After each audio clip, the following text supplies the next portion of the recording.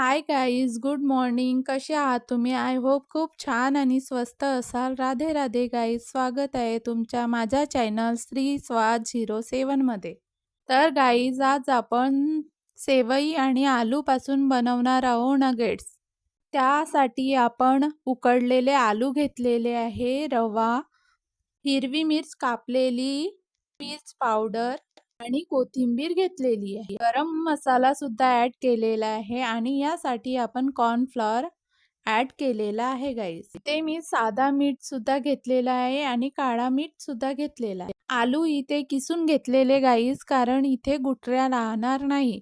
आणि रवा मी पाणी घालून 10 मिनिटं भिजवून ठेवलेला आहे, जेणेकरून चांगल्याने भिजून जाईल. आलू किसून झाल्यानंतर मी इथे एका मोठ्या ट्रेमध्ये काढून घेतलेला आहे, जेणेकरून आपल्याला मिक्स करायला अवघड जाणार नाही. इथे मी आलू घेतलेला आहे, कॉर्नफ्लॉवर सुद्धा घेतलेला आहे आणि थोडंसं कॉर्नफ्लॉवर स्लरी बनवायसाठी ठेवलेलं आहे. नंतर इथे मी रवा घालून घेतलेला आहे. प्लीज गाईज, माझ्या चॅनलला लाईक, शेअर अँड सबस्क्राईब करा. इथे गरम मसाला ॲड केलेला आहे गाईज. त्यानंतर इथे काली मिर्च पावडर घातलेला आहे गाईज. त्यानंतर लाल मिर्च पावडर घातलेला आहे. इथे स्वादानुसार नमक घेतलेला आहे. इथे काळा नमक सुद्धा आहे आणि मी हिरव्या मिरच्या कापून घेतलेल्या आहे. हिरव्या मिरच्या मी जास्त घातले नाही, कारण मुलं सुद्धा खातात म्हणून. त्यानंतर कोथिंबीर सुद्धा घालून घेतलेली आहे. त्यानंतर सर्व मिश्रण आपल्याला छान प्रकारे मिक्स करून घ्यायचे आहे, जेणेकरून पूर्ण मिश्रण मिक्स होईल असं. हे बघू शकता गाईज, कारण आलू आपले नरम आहेत म्हणून आपल्याला जास्त पाणी ॲड करावा लागणार नाही. त्यानंतर मी तेलाचा हात घेऊन मळून घेतलेला आहे आणि 10 मिनिटं रेस्ट करायला ठेवलेला आहे. प्लीज गाईज, एवढं मेहनत करून सबस्क्रायबर आणि व्ह्यूजसुद्धा वाढत नाही, तर लाईक, शेअर अँड सबस्क्राईब करा गाईज. आलू नगेट्स डीप करण्याकरिता आपण इथे स्लरी बनवून घेणार आहोत गाईज. इथे मी कॉर्नफ्लॉवर घेतलेला आहे आणि थोडंसं पाणी घालून घेतलेलं आहे गाईज. बघू शकता या प्रकारे ही रेसिपी तुम्ही, आता मुलांच्या शाळा पण सुरू झालेल्या आहेत गाईज, तर तुम्ही टिफिन्समध्ये सुद्धा देऊ शकता. खूप पौष्टिक आणि खायला पण छान बनते, तर नक्की ट्राय करा गाईज. इथे आपली स्लरी बनून तयार झालेली आहे आणि इथे डोला पण 10 मिनिटं रेस्ट झालेला आहे. इथे बघू शकता गाईज, किती सॉफ्ट बनलेला आहे. आता इथे मी पॅन गरम करून घेतलेला आहे आणि तेल घालून घेणार आहे.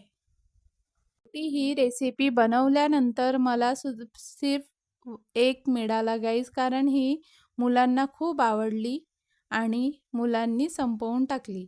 इथे बघू शकता गाईज, या प्रकारे आपल्याला डो घेऊन लांब असं करून घ्यायचं आहे. त्यानंतर चक्कूच्या सहाय्याने कट लावून घेणार आहोत, कारण असे केल्यानंतर आपले नगेट्स खूप छान आणि एकसारखे दिसतील म्हणून. हे बघू शकता गाईज, या प्रकारे हातावर घेऊन आपल्याला बनवायचे आहे. माझे पूर्ण बनवून झालेले आहेत गाईज, बघू शकता. तुम्ही बारीक सेवई सुद्धा घेऊ शकता गाईज. मी इथे घरगुती साहित्यामध्ये बनवून दाखवलेला आहे, तर मी ही सेवई मोठीवालीच घेतलेली आहे. हे बघू शकता गाईज. आता इथे स्लरी खाली जमलेली आहे, तर एकदा आपण मिक्स करून घ्यायची आहे. त्यानंतर यामध्ये डीप करून आपल्याला फ्राय करायचं आहे. डीप झाल्यानंतर आपण आता सेवई लावून घेऊया. हे बघू शकता गाईज, या प्रकारे लावून घेऊन हाताच्या सहाय्याने त्याला प्रेस करायचं आहे या प्रकारे. आता इथे आपला तेलसुद्धा गरम झालेला आहे गाईज. खूप गरम होऊ द्यायचं नाही, कारण जळून जातील, म्हणून मीडियम फ्लेमवरच आपल्याला तळून घ्यायचे आहे. रेसिपी कशी वाटली तर नक्की कमेंट करा गाईज आणि आपल्या फॅमिली मेंबर्समध्ये शेअर करा आणि सबस्क्राईब करा. बघू शकता गाईज एका साईडनी झालेले आहेत म्हणून आपण दुसऱ्या साईडनी पलटवून घेऊया. इथे आपले नगेट्स तयार झालेले आहेत गाईज. हे बघू शकता या प्रकारे आपल्याला फ्राय करायचे आहे. हलकं लालसर रंग येईपर्यंत. हे बघू शकता किती छान दिसत आहेत. एका नगेट्सला आपण तोडून सुद्धा बघणार आहोत गाईज. आपण सॉस सोबत याला सर्व करूया गाईज, कारण सॉस आणि हिरवी चटणी राहिली तर खूप छान. अजून भेटूया पुढच्या ब्लॉगमध्ये. Like, share and subscribe guys. असेच न्यू रेसिपी सोबत. हे पूर्ण साहित्य आपण घरगुती घेतलेले आहेत गाईज, जेणेकरून आपल्याला बनवायला इझी जाईल.